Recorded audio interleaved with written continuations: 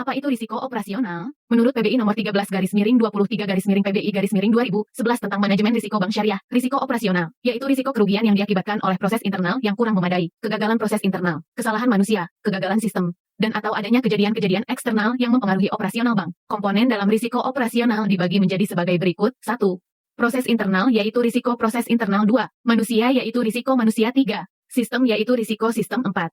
Faktor eksternal yaitu risiko eksternal. Risiko faktor internal adalah risiko yang berhubungan dengan proses atau prosedur bank. Faktor internal terkait dengan proses atau kegiatan harian bank, meliputi antara lain, dokumentasi, kurangnya pengawasan, kekeliruan di bidang marketing, pencucian uang, kesalahan pelaporan kepada regulator dan kesalahan transaksi. Risiko manusia adalah risiko yang berhubungan dengan karyawan bank. Manusia merupakan faktor inti di bank yang tidak hanya memberikan keuntungan tetapi juga sering menimbulkan risiko, meliputi antara lain, isu kesehatan dan keselamatan, turnover karyawan yang tinggi, kecurangan internal, masalah ketenaga kerjaan, pelaksanaan manajemen yang buruk, pelatihan yang kurang, ketergantungan kepada tenaga inti dan kecerobohan dari karyawan. Risiko sistem merupakan risiko yang timbul dari penggunaan teknologi dan sistem informasi. Saat ini, operasional bank sangat tergantung kepada teknologi dan sistem informasi. Selain memberikan kemudahan, TI juga mendatangkan risiko yang tinggi, meliputi antara lain kerusakan data, kesalahan entry data, pengawasan yang tidak sesuai, kesalahan pemrograman, kegagalan sistem TI, masalah keamanan sistem, keandalan sistem dan risiko penggunaan teknologi baru.